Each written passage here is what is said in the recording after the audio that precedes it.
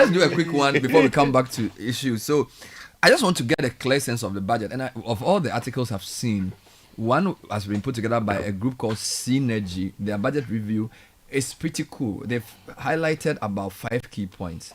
They're saying that they've noticed that the way the government has gone about its inflation targeting is more pragmatic than what used to be in the past, because in the past the inflation targeting didn't take cognizance of external shocks, but it looks like it's getting better now. Then there's also the issue around anchoring the exchange rate, right? In tightening forex regulations and regular forex auctions and scaling up the gold reserve program. This approach has curbed inflation but risks undermining export competitiveness and domestic production and foreign remittance flows. I'll talk about this with the interview. And then he also says that while stability is a priority, it must be balanced with growth. And I think the question for the budget is, how do you do this? And so let me ask my guest, Nana Amoto, who is a partner at Synergy, how he sees the budget, whether it does balance growth and stability. Well, Nana, thanks for joining the program. Good morning. Good morning, Bernard. And thank you so much for having me. You asked a very important question in your article: maintaining a delicate balance between more stability and impactful growth. Can inflation and exchange rate targeting deliver both? So this seems to be the question for the budget. Now, how do you resolve it? What kind of analysis did you do, and did you have any conclusion when you did this analysis? Thank you very much, Bernard. First of all, we think the budget is being well thought through and very well prepared, and it effectively articulates government's fiscal and monetary policy mix and how these have been calibrated to drive economic policy. So you look at the different parts from the real sector, the monetary sector, the external sector, and how we have pushed towards debt sustainability. And all four seem to point you in a certain direction. We may not have publicly admitted this, that we've shifted gears a bit from proverbial inflation targeting approach towards a more exchange rate targeting measure. But if you look at what we've done in the last 10 months, this is actually what has driven economic policy. And so, like you rightly mentioned, maintaining that delicate balance in pushing for greater stability and still pushing for impactful growth, which the budget seems to make significant commitments on, is where we need to be able to drive the right balance. Wonderful. Now, the approach to exchange rate anchoring seems to have curbed inflation, but you point out a risk of undermining a couple of things: our export competitiveness and domestic production, and even foreign remittance inflows. Can you elaborate? How can a good policy that stabilizes the currency could have negative externalities that could undermine those gains? Okay, so let me first take you back to inflation targeting, which we've been pursuing for quite some time, way back from 2002, even though we publicly admitted this around 2007. It is a good measure, but it has its limited effectiveness. And the reason why we have struggled in the last couple of years with inflation targeting is that it has limited effectiveness when you have a situation where you have fiscal slippages in an economy like ours, where we struggle a bit with discipline on that side. And then when you face intense exchange rate pressures, it also gives you a bit of a challenge. And then when the external shocks also hit you, like we experienced since 2020, you seem to struggle with inflation targeting because it tends to be too inward-looking. And then when you go to the external sector, which you have limited control over, then you begin to struggle with that. It's the same thing with exchange rate targeting or exchange rate anchoring. What we are saying is that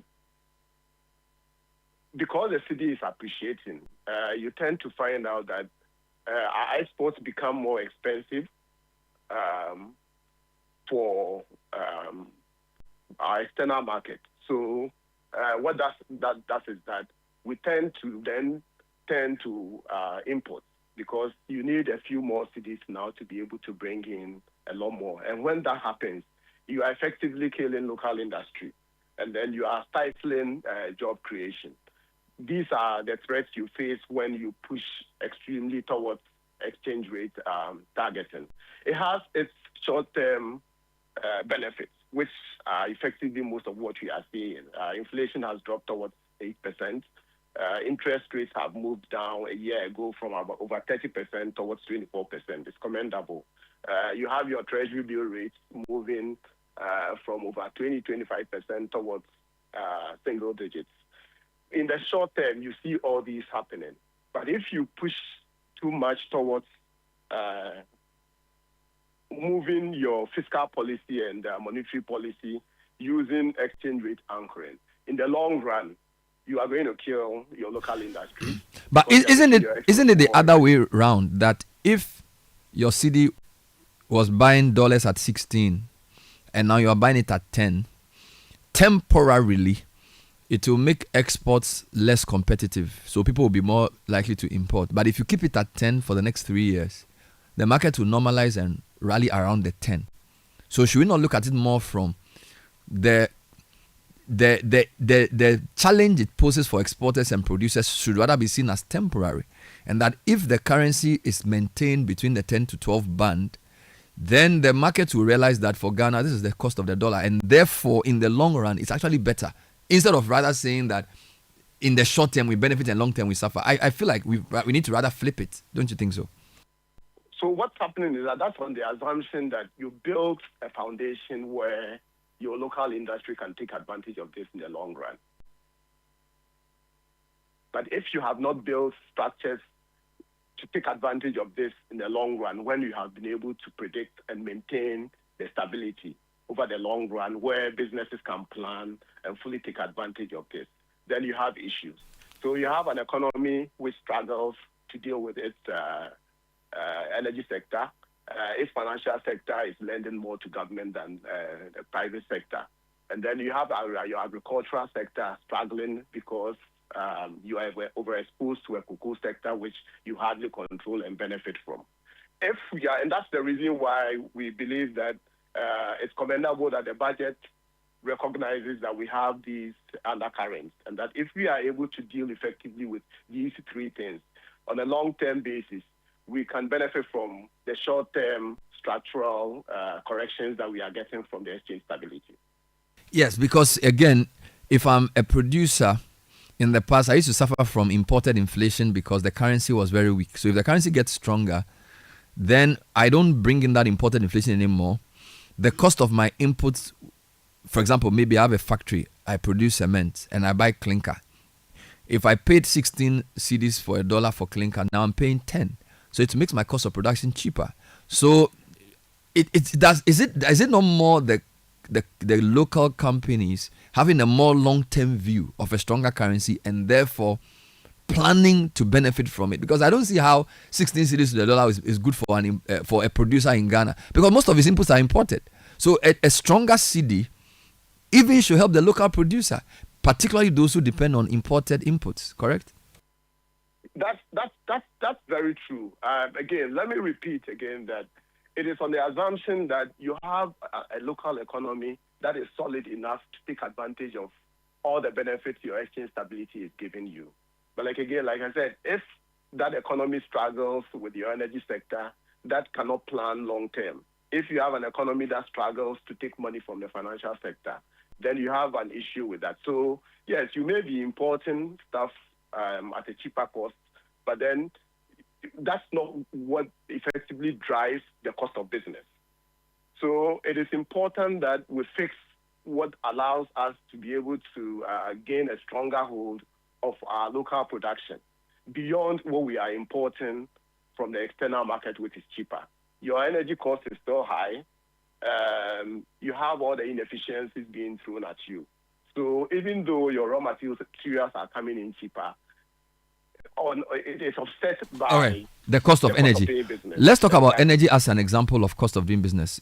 You analyze the sector, and I think you suggest that ECG revenues have doubled, IPP debts have saved us $250 million, but that there are still some long-term things that need to be done for the energy sector to really become an anchor. Can you elaborate? Yes. Again, like we clearly stated that it's commendable that ECG's revenues have doubled from over about 900 million per month to over 1.7 billion cities per month. I mean, since January. And that, yes, government has saved $250 million by renegotiating IPP contracts. We are beginning to be a bit more disciplined in following the cash waterfall mechanism, which is also good. But you have a situation where ECG has system challenges, which is costing us 32% of all the electricity we generate.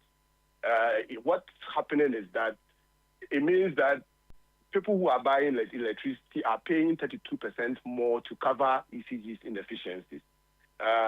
That's why, again, we mentioned that the decision to go back to private sector participation is a good one.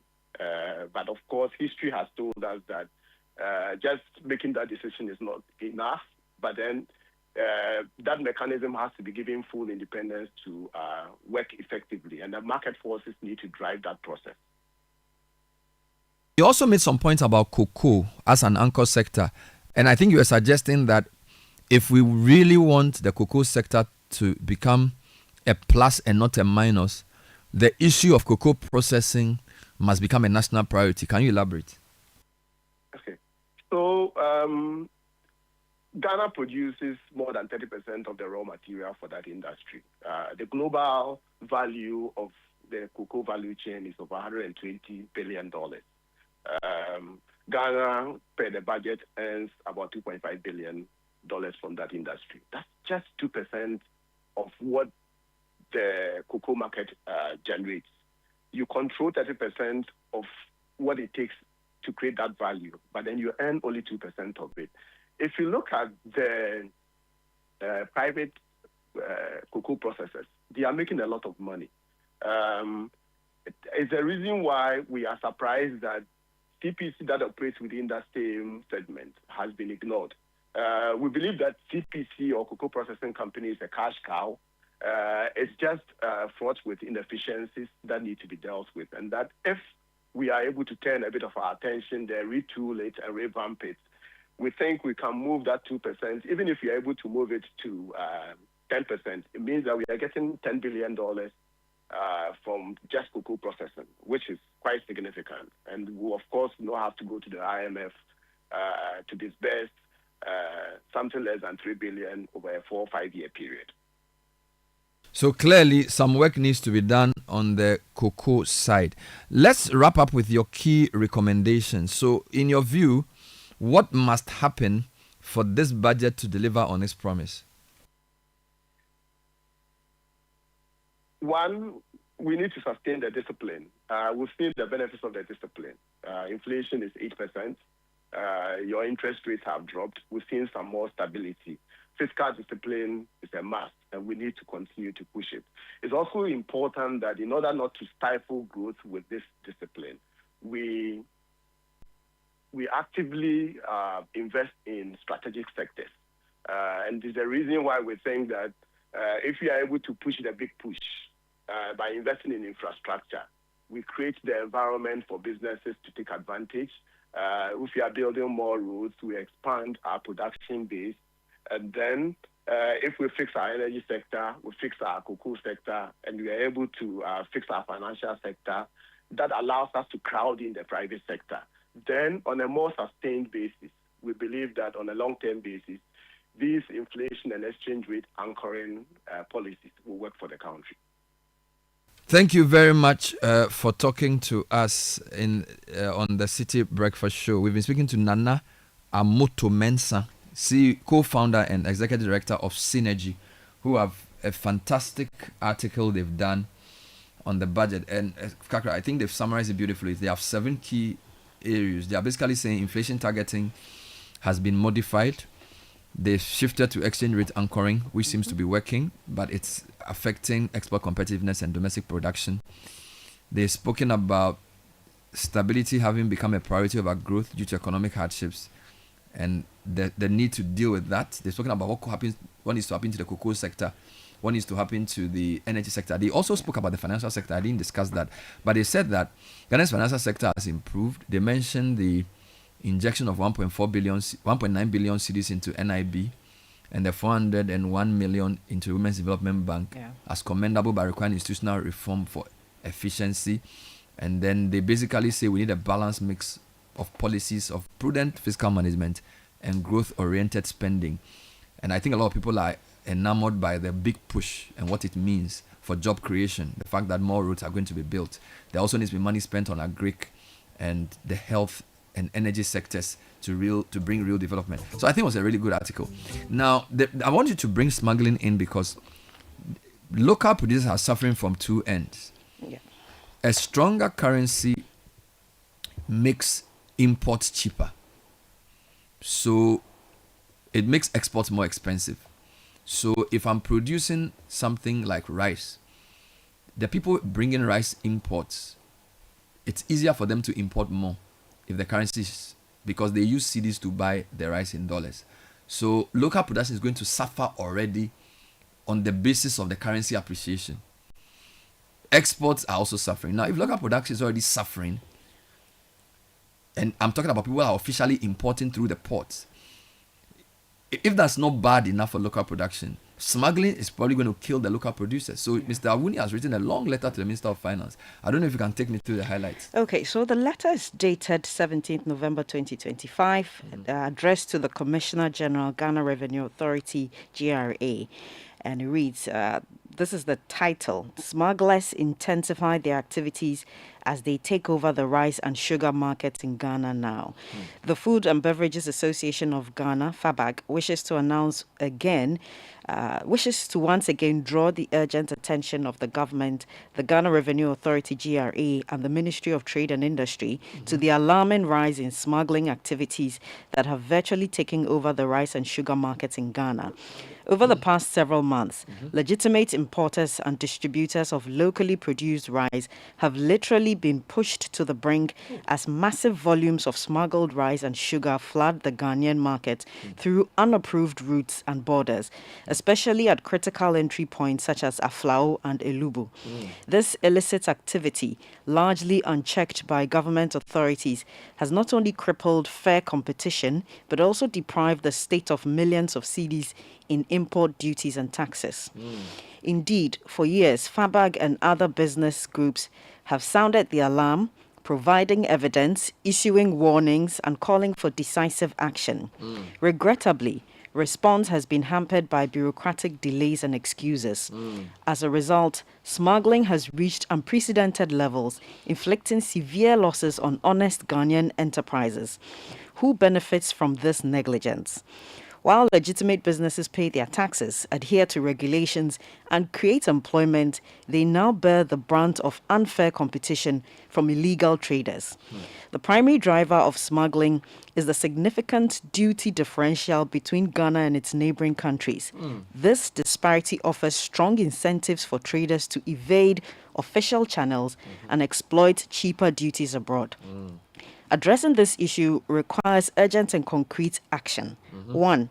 Immediate nationwide task force action led by the GRA, Customs Division, to clamp down on the smuggling networks. And I think the Finance Minister hinted at that in your interview. 2. An overhaul of border management, including deployment of digital monitoring systems at key border points to track the movement of rice and sugar consignments. 3. Public disclosure of enforcement results to demonstrate accountability. 4. Stronger collaboration between the Ministry of Trade, National Security, and Border Patrol units to dismantle smuggling cartels. 5. A fair review and adjustment of import taxes and tariffs to promote compliance and create a level playing field. Smuggling constitutes economic sabotage. Ghana cannot continue to lose revenue and jobs because of negligence in enforcing trade laws. The government's silence and inaction are tantamount to complicity. The time to act is now. If this trend continues unchecked, the formal food import sector, as well as local rice production, will collapse, and government will not only lose vital revenue for development, but our agricultural sector will suffer massively. Ghana deserves transparent, robust enforcement measures to combat illicit trade. We call on the government to demonstrate leadership by taking immediate steps to protect Ghana's economy, safeguard public health, and secure our nation's future. The Food and Beverage Association will continue to speak out and work with other stakeholders to ensure a fair, transparent, and accountable trade environment that supports both national revenue and consumer safety. And this is signed by the chairman, Reverend John Awuni.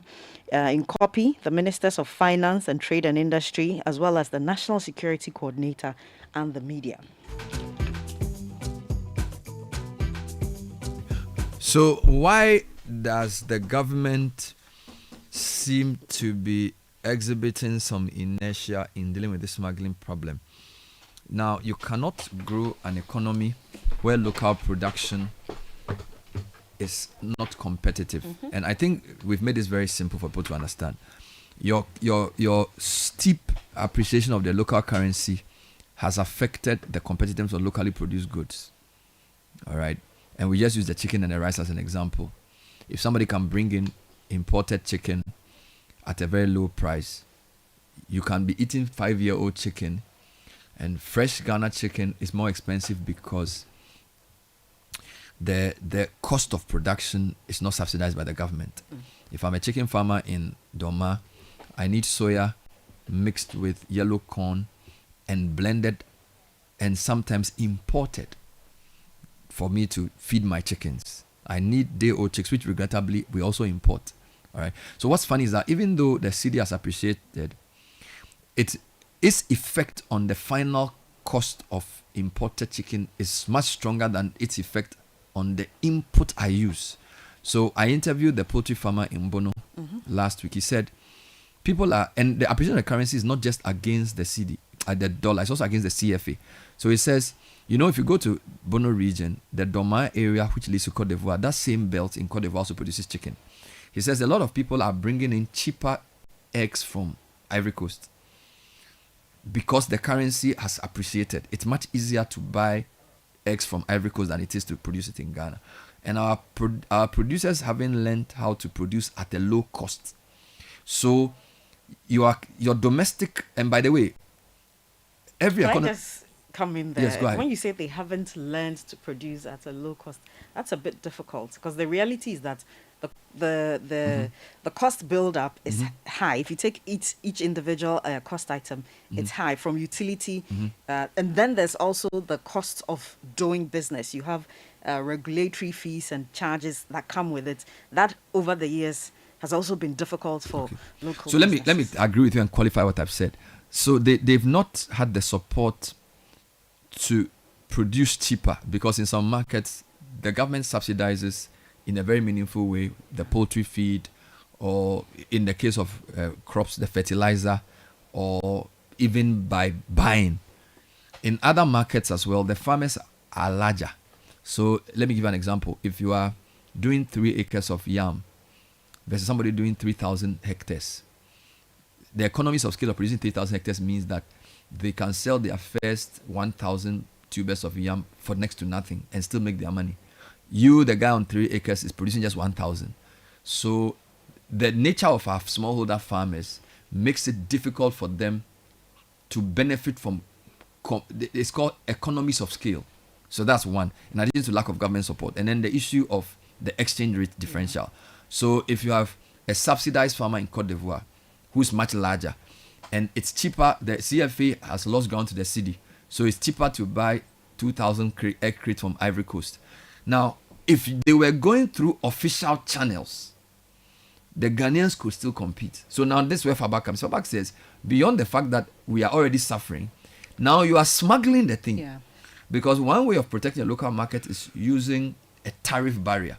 Okay, so in economics, there are two types of barriers. There's tariff barriers and non-tariff barriers. So a non-tariff barrier can be to say, well, we will buy all your cocoa from Ghana. But if your cocoa is produced by children, we won't buy it. If your cocoa is produced in a ground which has galamsey and there's arsenic or mercury, we won't buy it. So even though it's not a non-tariff barrier, they impose a sanitary or phytosanitary barrier. The Europeans are very good at that. Now in Ghana, we don't seem to be able to enforce those barriers. Then we have also, because of the way the world economy works, there's a limit to how much tariff you can use, because there's also arguments around domestic support being excessive. Market access must be fair. And then there are other issues in Agric at the WTO they discuss: domestic support, market access, and export competitiveness. Put that aside. The main issue is your border patrols. So your immigration, your customs excise, your national security, they've become very porous. So there are networks that smuggle rice and sugar, and sometimes textiles and cooking oil into your country. Now, the reason this is so disconcerting is that the government is losing revenue. So it's not just the local producers. Awuni shouldn't be crying about this. Atu, who was sitting next to you, should be crying about this. Crying about that. The other guy, Sapon. Because they are the guys who, if you look at their revenue, and again, don't forget, we did a BOG analysis in June. Their domestic tax that comes from income tax hasn't come down. Companies are paying tax. They are suffering at the ports through misclassification and invoicing on one hand, and then smuggling on the other. So misclassification is what Atu told you, that he has almost 80-something billion cedis worth of imported products. Taxapo was like 1/10 of it. The rest of it was lost through under invoicing and misclassifications. So maybe you are bringing a 4-wheel drive Prado. The real tax is 10% or 20%. They misclassify it and then you pay 2%. Yeah. Put that aside. He should be crying about this. Now, Fabak is saying that beyond this, people are bringing in cooking oil through many border points. They are not paying a dime. Rice, they are not paying a dime. And I'm surprised that for a government that has such an ambitious economic plan of spending 30 billion on the big push, we are not seeing more aggression around smuggling. Awuni has been shouting about smuggling for at least a month. He's even gone ahead to give you the point. In fact, the last time I did the interview, people called into the show and mentioned places along the Togo border that people, they mentioned some place near Ho. They mentioned 2 towns. And they said this is how they do it. Maybe I have 10 bags, 10 articulators of rice coming to Ghana. The first 3 will come pepepe. They will be properly classified and they will pay the tax.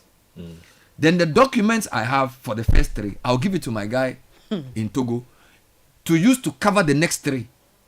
And everybody is sorted out. And I use that for 30. I don't expect the government to come on and be shouting that they are fighting smuggling using this method. But for Awuni, after a month, to return and still write a letter, it tells you that either the government doesn't know how to solve the problem or doesn't want to solve it. Or doesn't think there's a problem. Why would you not think so? No, When you must also consider that. No, but the man just told you in the budget 2 days ago that because of the criminal activity of under-invoicing and import misclassification, he's lost billions of cedis at the port. So why wouldn't he be concerned about smuggling? Which is even worse. Because misclassification, at least you get something. Smuggling, you don't get anything. That question is answered by Mr. Awuni's letter, describing the response from government as bureaucratic excuses. Yeah, That's what I'm saying. That, you see, it will be interesting to hear from the government side of this, because we've heard from Fabak who are making who are drawing the attention of the government to this. Yeah. But I'm also saying perhaps out of the options that you mentioned, it could also be that the government does not think there is a problem. Let's ask Awuni how long he's been fighting this. Mr. Reverend Awuni, thanks for joining us. Good morning. Good morning, and good morning to your viewers and listeners. From the ordinary reading of your letter, you sound exasperated. And what I need to find out first is how long have you been alerting government about the seriousness of smuggling, particularly of rice, sugar, and cooking oil into Ghana? Well, if we say, it's a very great question. Let me say, for this year, since this government came to power, we have been on this. And your station have carried this over and over, and so you can bear witness.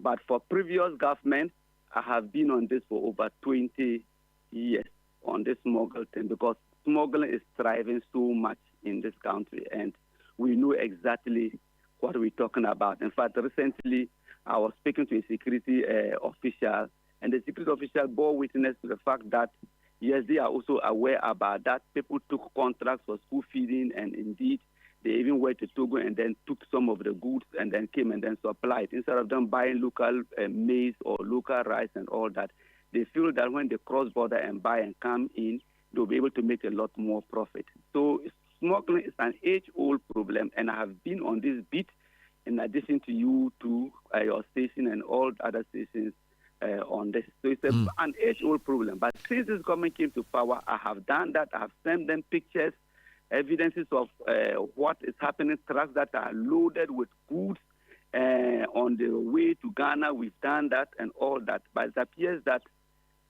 nothing has been done. And it looks as if the whole thing is a political thing that, well, we have come to power, let our people enjoy. So looks to be like that. So you said it has been going on for 20 years. So is it that with the new king, there are new people in the smuggling? So it's almost like when there's a government, people affiliated with it get involved in it, and therefore they can't deal with it, which is why it persists? That is exactly so.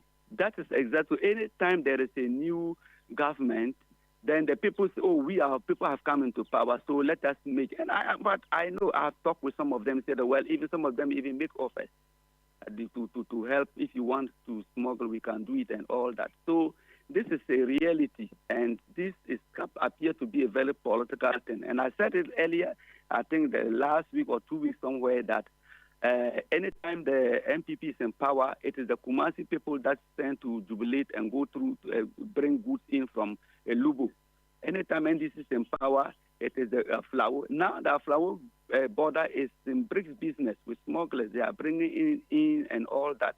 And clearly, maybe they think that let us wait for our people to also enjoy small before we combat it, because it doesn't take any serious effort to deal with this. If you move into the market, you find goods labeled in French, goods labeled in Arabic.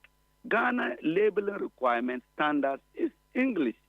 So if you find a French good, how did the goods come in? And it used to be rice and sugar, but this thing has escalated to even Nestle products. I was speaking with the breweries. They complain about their products that are also brought in. And then we spoke with the issue of even flour. This morning, some of them had, they said, what about bread flour and all that? So all manner of goods are coming in and affecting local production, farmers, affecting manufacturing, affecting revenue, and even affecting our very lives. Because before you bring in any good into the market, you will got to get it registered with the Food and Drugs. They will have to test the safety of that product. These are goods that come into the country, ultra-processed goods. Some of them also not even ultra-processed, for in the case of the rice and all that. But they are not registered. How safe are they? Are they really real rice? And they are selling them at ridiculously low prices. For instance, last week, the price of a bag of sugar, when our people will supply it like 480 cedis, they are selling it at 380 cedis. And so you can't sell 380 cedis if you bring the goods through Temaport and you pay taxes of about 54%. You can't afford to sell that. So there's a fair market price that you got to pay. So even the price differential should be able to tell the security officials, should be able to tell the government officials that there is something really, really, really wrong about this particular level of pricing. And this has been going on. It doesn't take any much effort to do that if government really is willing to do that and bring most of their party people to order. They can do that. And now that it is taken in the budget, they've talked about the fact that they have allocated money for them to buy local the goods that are in Gov't farmers, the rice, maize, and all that. All these contracts that they give out, most likely they will carry them and go to Togo and go and buy those goods and maize and whatever. Come and put them in the sacks, in their own sacks, and go and supply to the schools, go and supply to buffer stock and all that. This is a reality. And so the nation is suffering. Lives are also being tempered with, because you are eating what you don't know because it is not done. And we have post-market surveillance units of the Food and Drugs Authority. We have post-market surveillance units of the Ghana Customs Authority. Why are they not doing that? We keep on sounding alarm, sending them pictures and all that. If they really are not benefiting from that, then they should have to come back and deal with that. Have you received a response to your latest letter to the GRA? We have not received a response. But indeed, let me say that letter is on its way to the GRA official this morning. As you can see, dated 17th. So they should have that, and we expect a response. But response, I'm not just looking for a response in terms of writing back. I'm looking for a response in terms of action. Assuming they take action this morning, we will know that the trucks that are loading will not come in. That will not come into the country. Assuming they take action by Friday, normally weekend is the time that they bring in a lot. So assuming they take action, our people are also at the borders. People are the people in the market too. They know, so they will say that well, now the smuggled goods are going down. They are not bringing it in, so we can sell. You open your warehouses, and a day, if previously you could load like 10 trucks a day, now you cannot load. You load only one truck. Yet GRA people come in every day harassing you that you should pay taxes and all manner of stuff. And so if you are not selling, how do you pay the VAT? How do you pay those taxes? And it is their warehouses, the registered businesses, the registered manufacturers that they are harassing all over. And because nothing is being done, the thing is taken over all over. All manner of goods are coming in. Then you go and buy Milo. That Milo may be brought in from Nigeria into the country. And yet Nestle is gone. Nestle is here manufacturing. You go and buy cooking oil. All manner of cooking oil these days you go and buy. You are putting your life seriously at risk. Because these oils, they bring them in from Nigeria, Benin, and come in. You go and then buy maybe even what do you call it? I talked about Milo, talked about oil, and a lot of them. You consume them, and your life is at risk.